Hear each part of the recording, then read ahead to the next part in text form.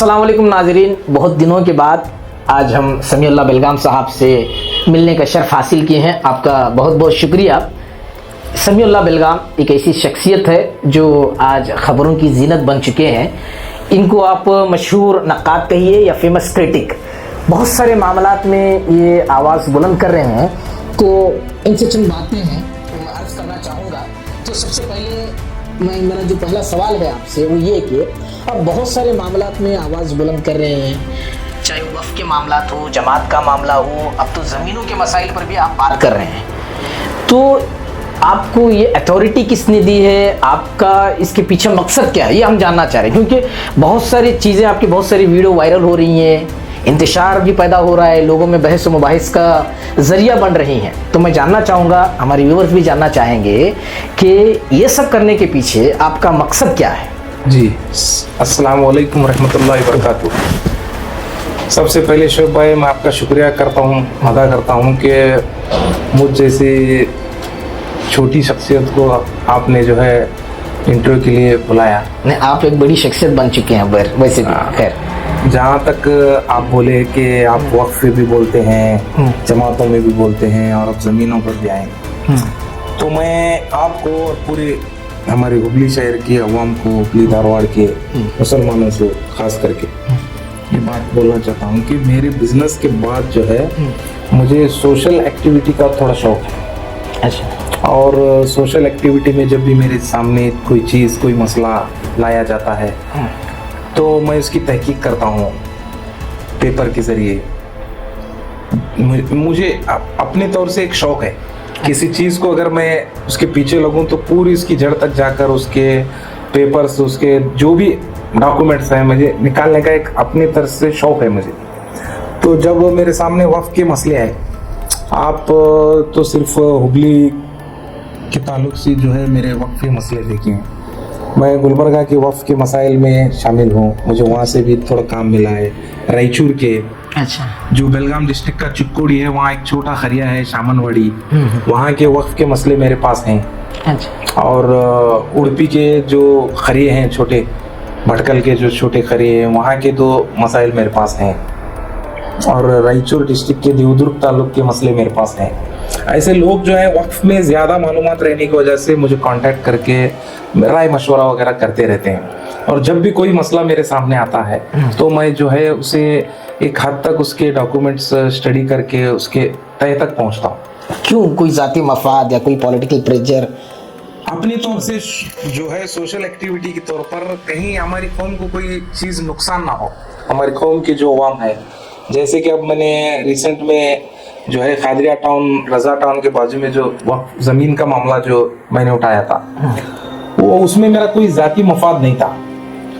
वो मसला मेरे सामने आया, मैंने उसे 1973 से स्टडी किया। वो ज़मीन जो है देसियाम की थी, फिर काजी ब्रदर्स उसे जो है खरीदी करे। खैर, डिटेल में जानना नहीं चाहता। मेरा सवाल ये बताना चाहता हूँ कि मेरा ये सवाल जो है हमारी कौम जो है गुमराह होके, किसी के बहकावे में आके, गलत जगह इन्वेस्टमेंट करके लाखों रुपए जो है घर बनाना और जगह लेना एक जनरेशन का ख्वाब होता है। वो कहीं जाकर गलत इसमें अटके तो पूरी जनरेशन उनकी जो है पूरी कमाई जो है ये होती। बस अवाम नास की भलाई के लिए जो है मैं वो किया था और उतना ही बोला था कि ये जगह का फैसला आने तक, काजियों का या गवर्नमेंट का होने तक इसमें इन्वेस्ट मत करो। मैं सिर्फ उस जमीन का नहीं पूछ रहा हूँ, ओवरऑल इन जनरल आप वक्फ की आवाज उठाते हैं, उसके जमात के बारे में उठाते हैं, तो इसका हल क्या है? अच्छा, और एक बात है, आप आवाज उठाते हैं, आपकी वीडियोस वायरल होती हैं, बहस मुबाहिस चलती है, लोगों में इंतशार भी होता है बाज़ दफा, उसके बाद फौरन गायब हो जाते हैं। क्या हल क्या है इसका? और कभी कभी ये सुनने में आता है कि आपने आप साथ में आपस में जी हल कर लिया है कोई मामला, ऐसा भी सुनने में आता है बहुत सारा। नहीं, मैं भी खुद भी सुना हूँ जी कि बोले तो हुबली शहर बहुत छोटा है और यहाँ कौन सी भी खबर जो है ज्यादा देर तक छुपी नहीं रह सकती। और जहाँ तक आप बोले कि गायब हो जाते हैं, देखिए ये हिंदुस्तान का कानून ऐसा है कि गलती आप करते हैं लेकिन उसे सुधारने के लिए जो कानूनी कार्रवाई करना चाहिए उसमें लंबा वक्त लगता है। जैसे कि आप बोले कि वक्त के बारे में आप जो बात करते हैं उसके बाद फौरन कर, गायब हो जाना मतलब कि आपके सामने नहीं आना और डिटेल्स नहीं बोलना, इसी को आप गायब होना बोलते हैं। लेकिन हमारा काम जो है पीछे से जो करना है कानूनी काम करना रहे। अच्छा, जैसे कि आप बोले कि वक्फ का कोई केस बताइए जिसमें मैं पीछे हट गया, आप बताइए मुझे मिसाल। नहीं था ना, आपका रिट पिटीशन भी है हाईकोर्ट के अंदर, 2 रिट पिटीशन है। सदर अंजुमन को लेकर आपने एक पिटीशन डाला हुआ है जी, उसका क्या मामला है? कुंभारबाड़ा मस्जिद को लेकर भी आपने काफी आवाज बुलंद की थी। देखो आपकी केशापुर जमात का भी शायद एक मामला आपने उठाया था। जी जी जी, सबसे पहले मैं आपको स्टार्टिंग से आता हूँ। जी।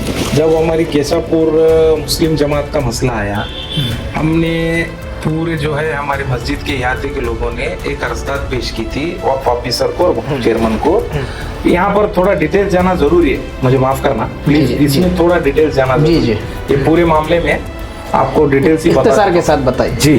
तो मुस्लिम जमात केशापुर का जो मामला था वो जो है हमारे मोहल्ले के लोगों ने जो है जीबी के ऊपर एक एप्लीकेशन दी थी वक्फ ऑफिसर और चेयरमैन को कि ये जीबी जो है according to Waqf law rules और रेगुलेशन वक्फ के तहत नहीं भी है, इस जीबी को कैंसिल कर आप कोई ऑफिसर या चेयरमैन खुद आकर बैठकर जैसा वक्फ का कानून बोलता है वैसे करना। वहां पर क्या किया गया, वक्फ कानून तो बनाता है, कानून बनाने के बाद जो है रिकमेंडेशन पे वहाँ पर कमेटी जो हमें दिल्ली कॉलोनी वाले जो पूरे मस्जिद के दायरे में जो आते हैं चकबंदी में अपोज करने के बावजूद भी कमेटी बनाकर दिए, उसके खिलाफ हम कोर्ट गए। और उसके बाद जिन लोगों ने रिकमेंडेशन लगा के गलत लोगों की हिमायत की थी, हम उनके ऊपर भी थोड़ी इंक्वायरी करे, तब जाकर कुंभारबाड़े का मसला निकला। और कुंभारबाड़े का मसला इतना संगीन निकला कि क्या बताएं। आप 2 बार इंटरव्यू में देख चुके हैं मुझे। हाँ, वही उसके बाद कुछ अपडेट नहीं मिला। हमने सुना कि आपका कुछ हल हो गया है मामला। हल होने का मसला देखिए वो वक्फ और बैतुल माल है। जब मैं आवाज उठाया, अगर हल होना होता तो आवाज उठाने से पहले ही हल हो चुका होता। अगर मैंने सिर्फ हल करने के लिए, हमने सुना कि आपके साथ हल हो रहा है। जी वही तो बोल रहा हूँ। अब खुलकर बोलेंगे तो वो ऐसा सुनने में आ रहा है मुझे कि मैंने कुछ अमाउंट लेकर मामला रफा दफा कर दिया, कि पहले से आवाज उठाई। अगर सिर्फ अमाउंट लेकर रफा दफा करना होता तो आवाज उठाने से पहले ही वो हो चुका होता। अच्छा, क्यों बोले तो वो लोग सबको रेडी रहते हैं।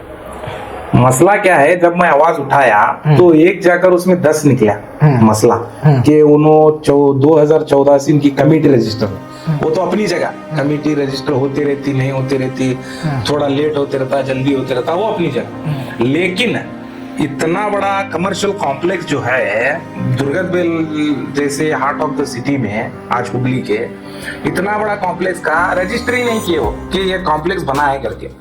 जमीन भी कितने सालों के बाद दिखाए हैं कि 4000 स्क्वायर फीट जमीन है, और उसका जो रेंट वगैरह आता है आज तक उसका हिसाब नहीं, आज तक नहीं। मेरे इतने इंटरव्यू देने के बाद भी वो लोग थोड़ा भी उनके जू नहीं रहती। तो आप कानूनी तो कार्रवाई कर रहे हैं? कानूनी कार्रवाई अपनी जगह चली है। और जो है वो मैं बोलने के बाद 20 लाख रुपए प्रोविजन में भर के आए करके ऐसा वक्फ ऑफिसर बोला है। लेकिन जब मेरे पास रेटिंग में सर्टिफाइड कॉपी पूछा तो अभी तक मुझे नहीं दिया। वो भी बात सच है झूठ है मालूम नहीं। 20 लाख रुपए भरने के लिए जो है हिसाब किताब दिखाना जरूरी होता है, वो अभी तक हिसाब किताब दिखाए नहीं। मुझे छोड़ो, उनका ये कहना है, मैं सुना है कि अगर हमारी मस्जिद के इहाते वाले पूछे तो हमें दिखा देते। मैं बोलता हूँ मस्जिद के इहाते के लोगों को या मोतबर 10-15 जो हमारे हुबली शहर के लीडरान हैं, जो मोतबर मुतवल्ली हजरात है, उनको बंद कमरे में ले जाकर तुम्हें दिखाओ, मुझे मंजूर है। नहीं, आप मेरा उनसे पर्सनल कुछ भी लेना देना नहीं है। ठीक है, वक्फ की प्रॉपर्टी है, वक्फ में जो है रजिस्टर रहना और बाकायदा उसका हिसाब किताब रहना।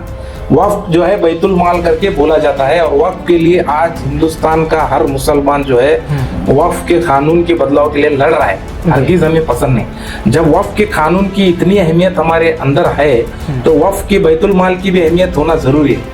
कोई खा के चुप बैठा तो हम चुप बैठ, मालूम पड़ने के बाद चुप बैठे तो हम भी गुनहगार होते। नहीं, आपको ऐसा नहीं लगता कि आपकी जो वीडियोस के इन चीज़ों को पब्लिक करने से कौम और मिलत का नाम खराब होगा? आपको ऐसा नहीं लगता, कभी एहसास नहीं हुआ? करना क्या चाहिए बोलिए, करना क्या चाहिए?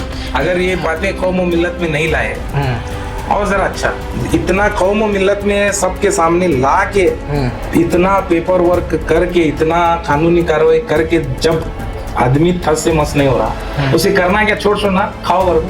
आप बोलो मुझे, मैं कानूनी कार्रवाई किया है। देखिए ये फाइल है, आपके सामने बताता हूँ, ये फाइल है, ये फाइल में पूरे डॉक्यूमेंट्स हैं। अच्छा। मैं क्या सोचा था, ये जो बेलगाम का सेशन है दिसंबर 8 से स्टार्ट हुआ, उससे पहले जो है ये अपोजिशन लोगों को दे के जो है ये सब हटाना। हाँ, वो भी सुना हमने। हाँ। तो आप ये है कि मामला जी। ये वक्त के मामले में ऐसा हो रहा है, मैं सोचा था।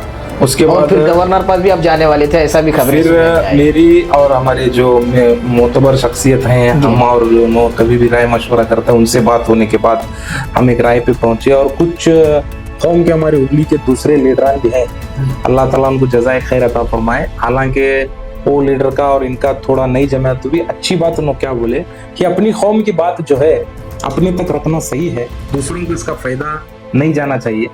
उन्होंने कब तक रहते हैं, प्रॉपर्टी तो हमारी है, वक्फ की है और मोहल्ले वालों की है। ये एक आदमी कब तक हुक्मरानी कर सकता है, उसके बाद प्रॉपर्टी को कुछ धक्का नहीं पहुंचना, इसकी तुम्हें सोचो। कर को राय मशवरा करने के बाद एक फैसला लिया कि इसमें नहीं देंगे, कानूनी तौर पर जो भी काम होगा। और हिंदुस्तान का एक कानून हमारा ऐसा है, कोर्ट कचहरी गए तो आपको मालूम है कि कितने दिन लगते हैं। ऑलरेडी मेरे तरफ से 2 रिट पिटिशंस हैं। कॉमन सेंस हमारे हुबली के लिए, और मैं आपके माध्यम से सबको बोलता हूँ, अगर सेटराइट हमारा हुआ रहता है, केस अभी तक चल रहा, आप जाके देख सकते हैं। एक छोटी सी मिसाल दे रहा हूँ, ऐसा कुछ नहीं है, चल रहा है, खत्म। हाँ, तो इसका मतलब क्या, ये जो आप भी पूछ रहे थे, ये लोगों में ऐसा हवा है कि आपको और उनका जो है, आप इसी बात से समझ सकते हैं कि हमारा केस अभी तक चल रहा है इनके खिलाफ। तो आगे इंशाल्लाह चलता रहेगा। और कानूनी काम जो है, कानूनी कार्रवाई कर कर एक एक रुपया जो इन्हों खाई, एक एक रुपये का इन्हों हिसाब देना पड़ता है। इंशाल्लाह तब तक हम इसे नहीं छोड़ते।